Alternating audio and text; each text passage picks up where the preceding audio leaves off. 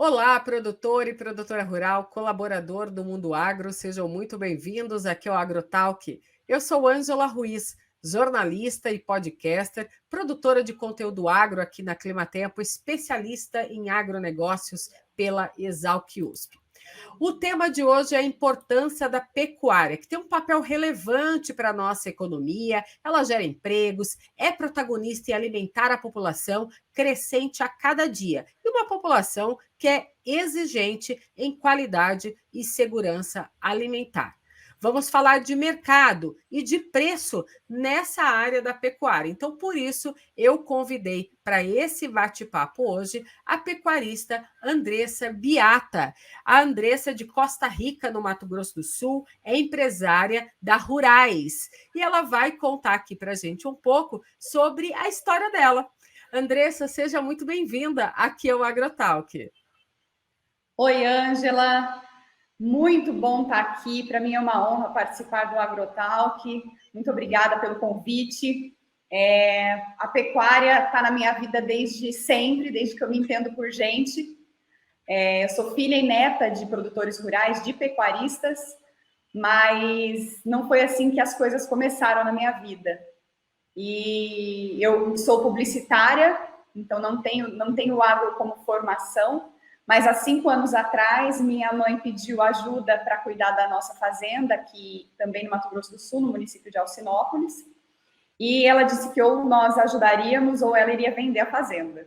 E aí, como quem é pecuarista sabe que mais do que um negócio, a pecuária é uma paixão, é um legado, né? O agro em si tem muito disso, né? Da sucessão e de mais do que econômico, a gente tem um apego financeiro, né? Que a gente não pode, aliás, um apego financeiro, a gente tem um apego emocional muito forte, né? Que é essa história do legado familiar. E aí fechei minha janelinha lá em Campinas, onde eu trabalhava, e me mudei para o Mato Grosso do Sul. Olha, foi uma mudança bem diferente para você, né, Andressa? Porque você saiu desse mercado publicitário e voltou para sua origem, né? Voltou para cuidar, né, desse legado. E você também já é uma produtora, né, nessa categoria sucessória, né? Já está se preparando, né, sucedendo aí os seus pais nesse negócio. E eu queria trazer você para esse bate-papo do mundo pecuário, porque eu sei que você tem já uma experiência, né, nesse mercado. Mas antes da gente entrar nessa questão de mercado e nesta questão de preço, eu queria trazer aqui um assunto que eu acho bastante importante, e eu me recordo de alguns anos atrás também eu acompanhar com você esse assunto, e eu queria retomar a questão da importância aqui, não só da pecuária, mas do clima que anda junto com a pecuária, né? Apesar de todo mundo achar que só produtor rural que produz soja, milho, algodão e café usa as informações climáticas para tomada de decisão, mas o pecuarista eu sei que também sempre está de olho aí nessas informações. E eu queria saber de você, assim, de bate-pronto, a gente está numa época do ano que as chuvas estão diminuindo, né? Uhum. O tempo, né, de chuvas mais fortes, acabou, a gente está agora no outono, e eu queria saber de você se o clima já favoreceu os trabalhos aí neste momento atual que você está na fazenda. Como que foi essa relação aí agora das últimas chuvas para essa transição das águas para a seca agora para você? Ângela, assim, em primeiro lugar, tem uma coisa que para mim é muito marcante, referente ao clima, que quando eu estava na cidade grande, né, eu morei em Campinas 16 anos antes de me mudar para cá, e moro hoje numa cidade de 20 mil habitantes. É bem diferente a realidade, e morei na fazenda por 6 meses. E tem uma coisa muito engraçada que quem depois faz essa transição repara com muita facilidade, são as estações. Porque a gente sempre sabe, né, o que acontece na seca, o que acontece nas águas, mas o que ela tem de repercussão dentro do agro é absurdo. Tipo, na cidade o máximo que acontece é um trânsito, cai a internet, né? Alguma coisa do tipo assim, né? Uma enchentes ou outra. Mas dentro do agro é muito, muito latente essa influência do clima. Então eu fiquei muito encantada assim em observar todas as estações assim diretamente, né? Ali no inverno, a seca, e aí seca tudo, a fazenda fica inteira seca. E de repente. É um outro visual, né, Andressa? É um outro visual. Na cidade, você não tem esse impacto. Sim. A árvore vai continuar sempre a árvore, vai cair umas folhinhas, mas não fica tudo, a sua vista, o seu horizonte inteiro marrom, seco. Aqui é tudo assim. Então, chega o inverno, a seca, é aquele poeirão, as estradas você não consegue ultrapassar os carros, e muita poeira, e sem a chuva ali, é muita dificuldade também para conseguir. Aí nas águas, o oposto, porque você já não passa nas estradas de terra por causa da chuva, porque atola tudo, enfim. Então, o que o clima influencia dentro da zona rural, de uma forma geral, é muito impactante. Então, isso foi uma coisa que me marcou bastante quando eu fiz essa transição, sabe? Uau, de repente a primavera, de repente, sabe? Então isso impactou muito. E eu me recordo... pode falar. Não, eu ia falar eu até se levantei aqui, peguei os índices pluviométricos da fazenda, eu estou aqui desde 2018, e desde que eu me mudei para cá, eu também tomo o cuidado de... A gente não temos uma estação meteorológica ainda, né? Mas quem sabe, não é? Mas nós temos um pluviômetro, que é o que nós utilizamos, né, dentro da nossa realidade na fazenda. E sempre a gente acompanha os índices, né, dentro de cada chuva lá na fazenda, a gente então anota. De 2018 para cá, algo que aconteceu muito relevante, assim, primeiro a seca de 2020, né, e depois do ano, nesses 3 primeiros meses do ano agora, janeiro, fevereiro e março, dobrou o número de chuvas do ano passado para esse. Então, a gente teve uma média na fazenda em janeiro, por exemplo, de 2021 de 239 milímetros, de 2022, 205, e esse ano, 402. A mesma coisa aconteceu em fevereiro, 102, 21, 106 em 22 e 448 agora esse ano. Esse volume de chuva é um volume muito elevado, né? Mas essa chuva toda que você falou de mais de 400 milímetros é uma chuva que aconteceu ao longo do mês todo, certo? Sim, é o acumulado do mês. Isso. Agora dentro também do pluviômetro da fazenda, que também não é algo, né, que vai igual, né, ter uma, né, correto, super correto, né? A gente sabe que não, mas dá um norte de quantidade, né? Sim, de chuva. E foi muito legal de você mostrar esses dados para a gente, porque a gente consegue agora só fazer um comparativo, né, com relação à quantidade de chuva, o quanto essa quantidade de chuva é muito elevada, porque você imagina, mais de 400 milímetros você registrou num mês inteiro aí que aconteceu na fazenda, que já é um volume alto. Agora você imagina essa quantidade toda de chuva cair em 2, 3 horas, como aconteceu aquele episódio no litoral norte de São Paulo e São Sebastião. Então, realmente é um volume de chuva, né, para provocar um desastre gigantesco. Mas por quê? Porque esse volume todo de chuva aconteceu num prazo de horas, né? E no seu caso, que também é um volume alto, aconteceu no mês inteiro. Dentro de um mês. Mas olha só como a gente também olha para esse sistema climático nessa questão do inverso, que é a seca. Eu me recordo de uns anos atrás, você vai saber lembrar o ano correto, que eu encontrei com você e você me contou a respeito de um período de seca. Eu cheguei até a acompanhar isso nas suas redes sociais, um período de seca muito grande que aconteceu em Mato Grosso do Sul, onde teve, na sequência, queimadas, né, que se espalharam por assim várias áreas no Mato Grosso do Sul, e trouxeram cenas para a gente horríveis, né? Na época, eu lembro que você fez parte da equipe que percorreu as áreas, você chegou a registrar cenas assim dos animais e da fauna e da flora. Eu queria saber de você como que foi, na época, participar dessa ação colaborativa de resgate desses animais e hoje, vivendo aí, como que está essa região? Conta para gente. Então, acho que dentro dos problemas climáticos ali foi o mais tenso que a gente já viveu. Foi 2020, a gente ficou 5 meses aqui sem chuva. Então, foi de maio a outubro, meados de maio, meados de outubro, sem uma gota d'água.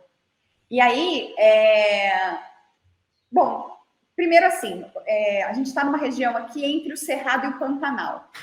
O Cerrado em si, esse bioma, né? Esses biomas, eles têm por característica o fogo, né? De raio, tem muitas variáveis naturais que ajudam, inclusive, o próprio tipo de vegetação para que o bioma seja dessa forma, né? Inclusive, a pecuária é sabido e provado que a pecuária ajuda nesses casos, porque comendo o pasto ou a pastagem, né? Porque principalmente na região do Pantanal, ela é nativa. O gado comendo aquela pastagem, ele diminui a quantidade de massa, de biomassa daquela região. Então, na hora dos incêndios, que são, aliás, do fogo, né? Eles acontecem naturalmente também, muitas vezes. Sim.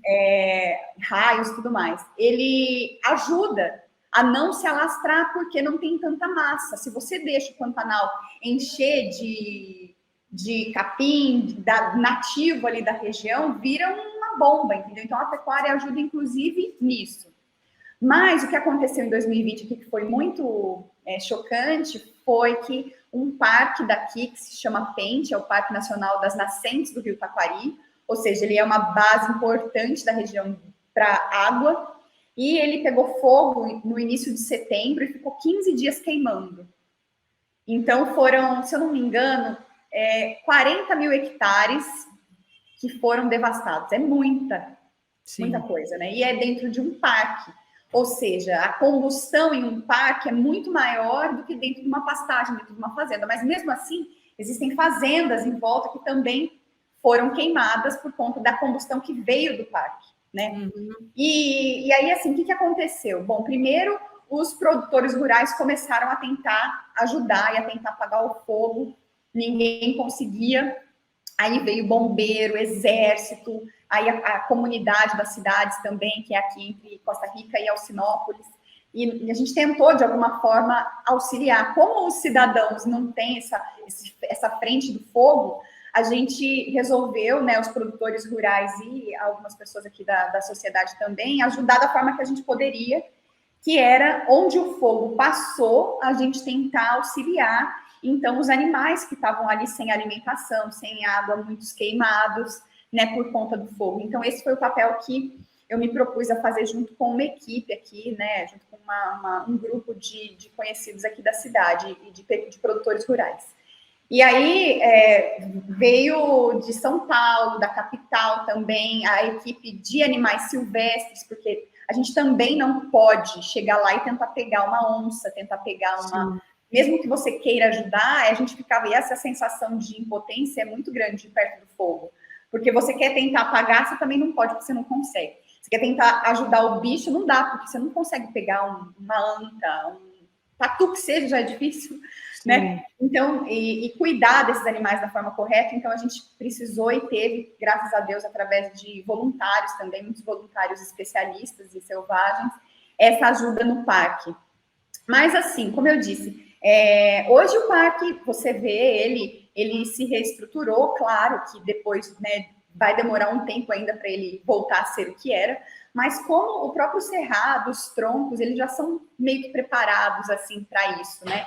E é engraçado como, logo na sequência, quando começaram as primeiras chuvas, ali no final, no meio de outubro foram as primeiras chuvas, você já começava a ver, assim, aquele verde vindo bem claro, assim, no meio daquele cinza todo queimado. Emocionante, emocionante. Então, como realmente A natureza é perfeita, né? Perfeita, perfeita. E por mais que a gente tenha sofrido, e os animais também, a gente resgatou alguns animais, mas graças a Deus não foram tantos. Por quê? Porque os animais do cerrado, eles também estão adaptados ao fogo. Você entendeu? Eles foram para outras áreas. Mas a gente, claro, cuidou dos animais que conseguiu, mas não era uma quantidade gigantesca. Eu sei que no Pantanal também teve bastante, né? Não aqui no parque, mas em outros lugares também. Mas assim, eles estão adaptados também a esse corre do fogo, sabe? Sim. A natureza é perfeita, né? Deus fez direitinho. Eu fico feliz em saber que esse ecossistema todo, né, está passando por um processo regenerativo, né? E eu acho que nos próximos anos esse verde que você comentou para a gente vai estar cada vez maior, né, nessa área e ela totalmente regenerada e os animais voltando para o habitat deles, né? Que é o lugar deles, né? O Andressa, vamos falar um pouquinho de mercado, porque é o seguinte. Ultimamente, os preços do animal de reposição caíram com certa expressividade, principalmente nesses primeiros meses aí de 2023, muito influenciados pela maior disponibilidade e também por incertezas relacionadas ao mercado, né? Que fez com que muitos pecuaristas, como você, limitassem a demanda de novos lotes. Então, assim, o que a gente quer dizer com essas incertezas do mercado? A gente pode pontuar aí o preço da saca da soja, também que está deixando o produtor rural de cabelo em pé. Teve a questão da vaca louca. Eu queria saber de você como que está essa questão dos preços do animal aí na sua região, como que vocês estão lidando com isso? Os preços aqui já têm voltado, eles não voltaram nos patamares anteriores, né? A vaca louca e tudo mais, mas eles já estão voltando. Ainda existe, né? Na verdade, lá na fazenda a gente trabalha com cria, então eu trabalho com essa reposição ainda dentro da cria, né? A gente sabe que dentro da pecuária existe o ciclo pecuário, que a gente chama, que sempre vai acontecer isso.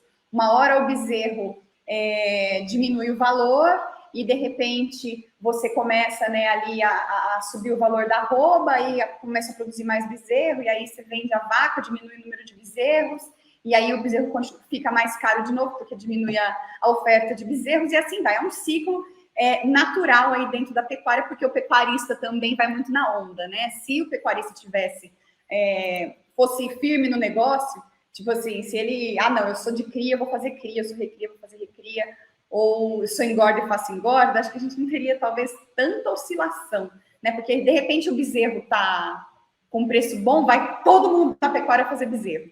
É onde aumenta a oferta e o valor cai, né? Porque também tem...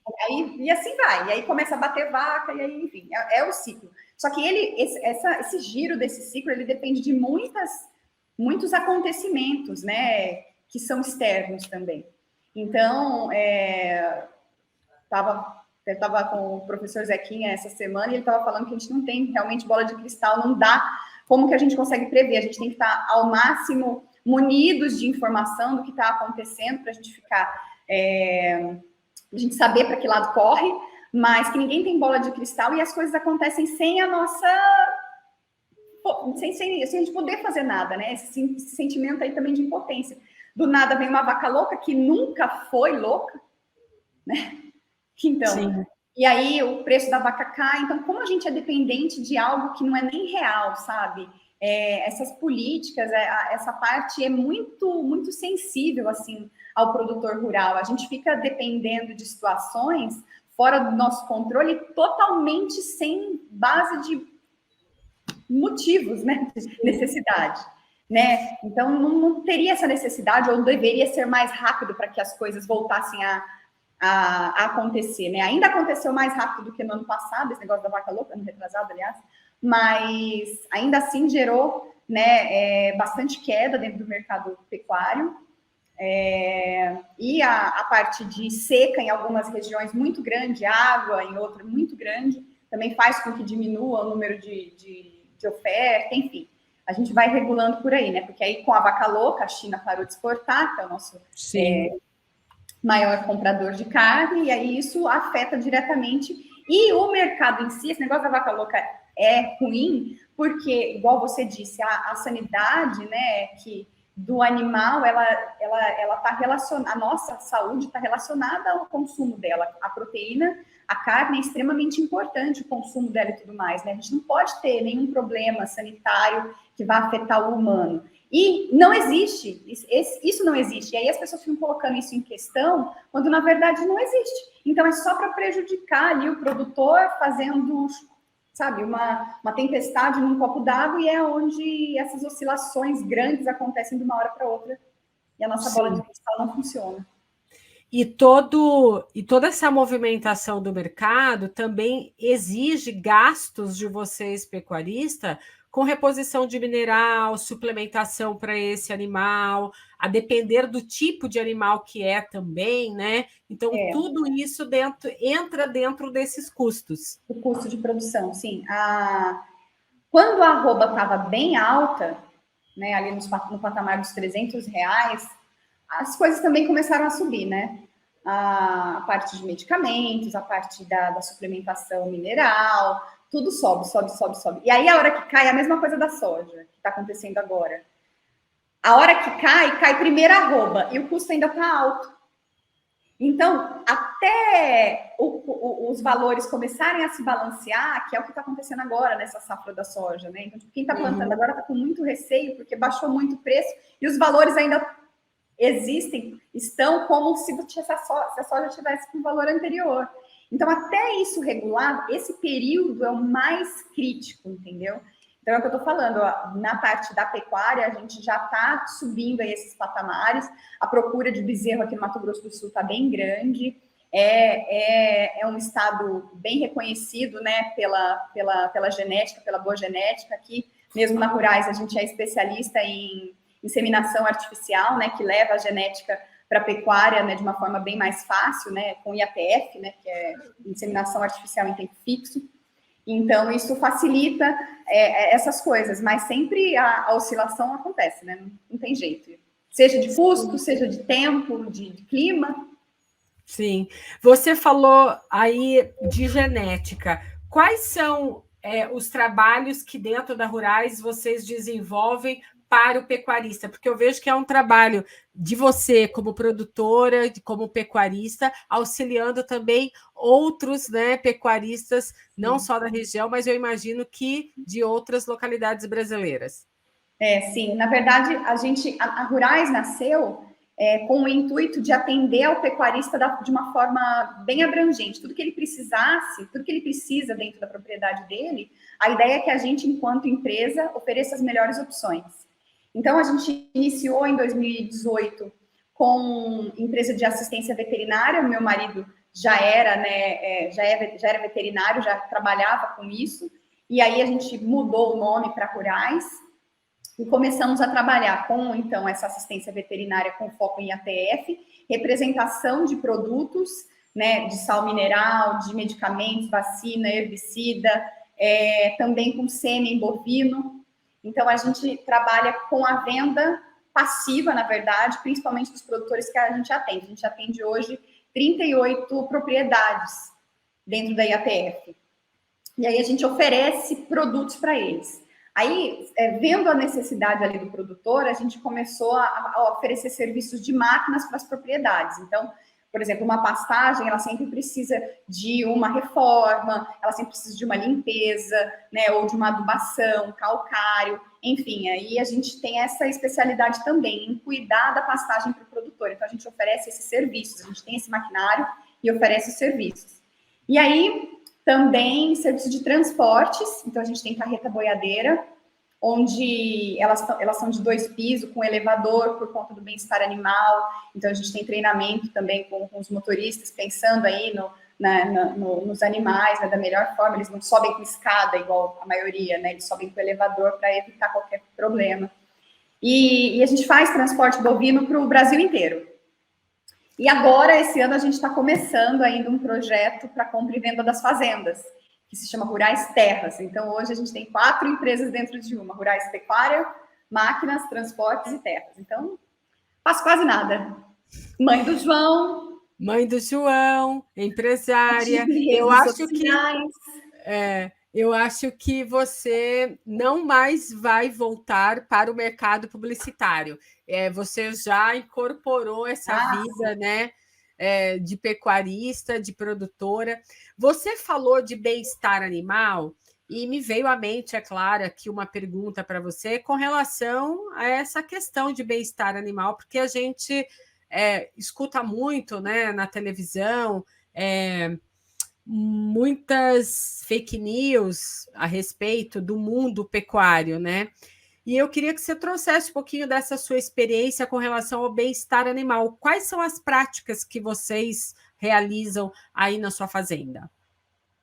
Então, na verdade, Ângela, assim, de uma forma geral, a gente tem mudado bastante a parte de manejo, que é uma coisa que influencia bastante, inclusive na prenhez delas. Então, tipo assim, tudo, esse cuidado com o animal, ele faz com que, inclusive, a gente tenha mais resultados. O fato das vezes um pecuarista não trata bem o seu rebanho, seja ele cria, recria ou engorda, vai fazer com que ele tenha resultados ruins. Então, não é bom decididamente para ninguém, nem por uma questão de responsabilidade com o próprio animal que a gente está trabalhando, e nem economicamente, entendeu? Não faz sentido. Porque, por exemplo, uma vaca estressada, ela não emprenha, ou emprenha menos, o índice é muito menor de vacas que vão chegar num curral e vão ser agredidas, ou dentro do manejo do pasto do curral, elas cheguem correndo, entendeu? Então, tipo assim, essa calma, fazer tudo da forma assim mais tranquila possível é importante. Então, a gente tem cada vez mais trabalhado não só dentro da fazenda, quanto feito treinamentos para os nossos clientes da Rurais, dessa necessidade de manejo. Tem um manejo reconhecido do Nada nas Mãos, né? A gente já fez alguns cursos.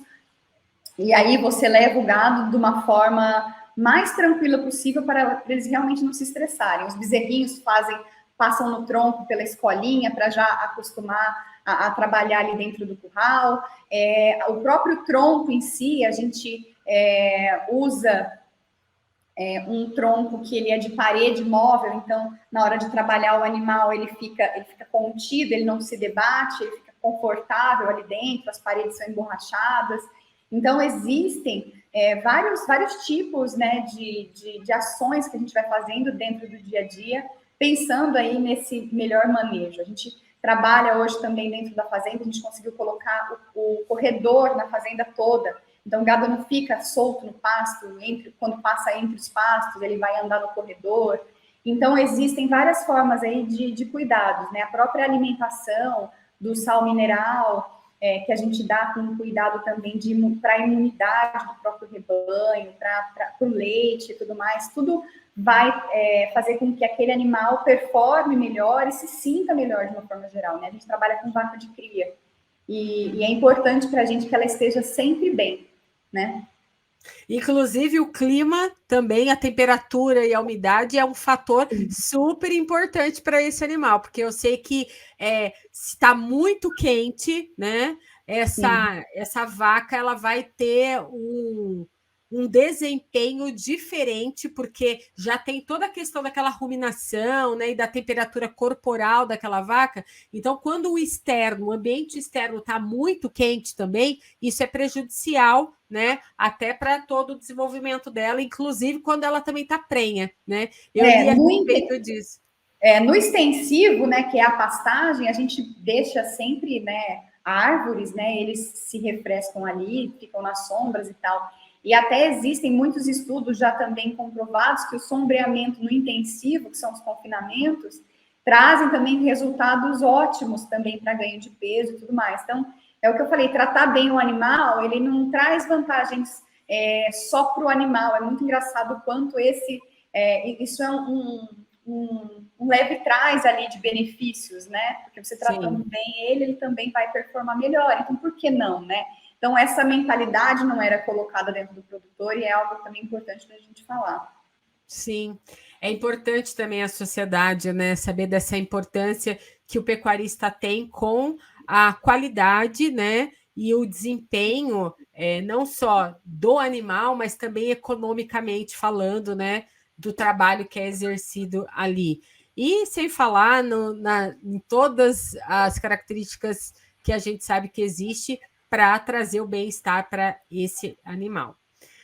Vamos mudar de assunto novamente, porque a gente está chegando aqui ao final do podcast e eu não posso deixar de te perguntar, porque eu sei que você tem uma representatividade muito grande hoje no agro, principalmente no setor com as mulheres, né? Hoje a gente vê cada vez mais as mulheres sendo protagonistas, né, da sua vida, não só dentro da sociedade, mas também no campo, da porteira para fora, da porteira para dentro. E esse protagonismo da mulher brasileira, da produtora rural, da engenheira agrônoma ou da colaboradora que trabalha em qualquer empresa do setor do agro, é importante, né, nessa união dessas mulheres para crescimento, para desenvolvimento, né, e manter aquele espaço ali para elas também poder ter um espaço para poder compartilhar, falar, trocar experiência. Uhum. E eu sei que você é embaixadora da AgriShow. A AgriShow, ela tem um projeto muito bacana dentro da feira, que é o AgriShow por Elas, e você está dentro desse projeto já faz um tempo. E eu queria que você contasse um pouco para mim a respeito dessa importância da mulher ser a protagonista, dela ter nas mãos dela a própria rédea da sua vida. Você, por exemplo, é um exemplo para tantas outras meninas, né, que saíram da fazenda, foram para a grande cidade estudar, trabalhar, acabou gostando, né, desse trabalho, mas em algum momento se viu ou teve a necessidade de retornar para o seu legado, para ajudar a família, né? E gostou, né? Acabou gostando, pegou amor por aquele trabalho. Conta um pouco para a gente sobre esse protagonismo. Ângela, eu acho que assim, o termômetro na minha vida para saber se eu realmente estava tomando uma decisão certa foi que quando eu vinha para o Mato Grosso do Sul, eu ia embora triste. Porque eu gostava muito de ficar na fazenda, de estar ali, de sentir o cheiro, de acordar de manhã, ouvir os pássaros, de estar com a minha família. Então, para mim foi um termômetro muito importante ter essa sensibilidade assim do que realmente me faz feliz e o que não me faz feliz. Fui muito feliz lá, tive muita experiência dentro da minha carreira, muita experiência, saí no momento bom da minha carreira, entendeu? Tipo assim, não foi por algo necessário. Então, isso me deixa também mais tranquila. Mas tive sim que vir tomar aqui esse desafio, né? Que para mim é um presente, na verdade. E quando esse trabalho que eu faço hoje nas redes sociais, ele está muito ligado à minha história também. Por quê? Em primeiro lugar, a minha mãe, ela sofreu muito, 10 anos sozinha, cuidando de uma fazenda aqui no MS, sendo desacreditada. Então, a minha mãe passou por situações constrangedoras, ninguém acreditava que ela poderia fazer, e ela fez muito bem. Só que ela também sofreu questões pessoais, até de deixar que a vaidade tivesse importância na vida dela, sabe? Muitas questões relacionadas a isso. E isso deixou a gente muito triste.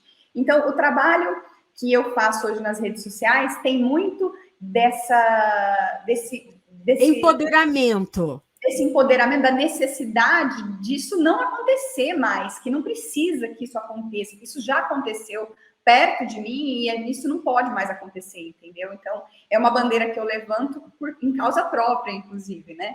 E também outra situação de dividir, porque eu também sempre deixei, eu tô falando aqui de pecuária, mas eu tô falando a minha opinião, né? E o que eu tô vivendo aqui é o que eu vejo, mas eu sempre deixei claro dentro das redes sociais, dentro do meu @ Beata, que eu não sou especialista em nada, eu não falo como, ela é especialista em alguma coisa, eu não tenho formação. Eu acho que quem tem que falar economicamente sobre as coisas é quem estuda para isso, né? E não é o meu caso, mas assim, o que eu deixo muito claro é que o que eu aprendo, eu gosto de ensinar. E assim a gente sabe que a gente aprende melhor também. Então, eu tô ali nas redes sociais e ensino as pessoas, porque quando eu cheguei, eu procurei e eu não achei. Eu busquei pessoas que eram como eu e que estavam ali nas redes sociais e que pudesse me dar informações, mas e agora o que eu faço? O que eu tenho que saber? Para que lado que eu corro? Porque é essa sensação que a gente tem quando você tem um negócio na mão que você não faz ideia do que é. Tá bom, por onde eu começo? Entendeu? Você não sabe. Como que eu começo certo? Porque eu sempre gostei de fazer as coisas certinhas, assim, sabe? Entender para depois eu fazer, né? E, claro, no meio do caminho a gente organiza, mas... então, esse trabalho que eu faço nas redes sociais, tanto de empoderamento das mulheres, né? Quanto de trazer a pecuária para essa evidência, é da necessidade que eu senti e que eu vejo que o mercado realmente tem falta, né? Então, as mulheres, eu acho que a gente tem que ter sempre coragem de assumir esses papéis, né? E não ter vergonha, medo, esse tipo de situação, porque a gente tem que ter coragem de assumir aquilo que a gente tem vontade de fazer, ou é um desafio que a gente tem que assumir mesmo, sabe? Sem medo e buscando ajuda, buscando aprendizado. É super importante. E eu vejo nesses meus 5 anos agora, que estão se concretizando aí de MS, de agro, o quanto de quando eu comecei, desses 5 anos atrás, e já no segundo ano eu já fui embaixadora da AgriShow, justamente por começar a trabalhar isso, eles me convidaram, o quanto isso é importante e aumentou, ampliou o número de mulheres, o número de grupos e essa ajuda mútua e os encontros. Gente, isso faz com que as coisas se expandam de tal forma que as propriedades elas se transformaram. E as mulheres, elas sempre existiram dentro do agro, na verdade, só que elas eram invisíveis ali. Muitas, não todas, claro, mas sim, elas eram muito invisíveis, elas não sabiam. Eu lembro que no começo era difícil, ela falava assim, você é mulher do agro? Ela falava, eu não sei se eu sou, mas eu só ajudo meu marido em alguma coisa. Gente, não! Bate o pé aí, eu sou mulher do agro, eu tenho orgulho do agro, eu estou trabalhando no agro, né? Você não precisa ficar com milindre, faça a sua parte, é meio período, só no financeiro. Não, mas, tem muitas mulheres, né, Andressa, que trabalham feito homens dentro do campo. Não, total. A gente tem aqui na Rurais mesmo, médicas veterinárias, estagiárias que fazem o papel igualzinho, vão lá, insemina a vaca, dá a vacina, faz tudo igual. Na verdade, assim, o que eu acho, porque assim, eu tenho um perfil, como dizem, mais Nutella, né? Mas eu não vejo problema nenhum em ser Nutella, até porque eu adoro.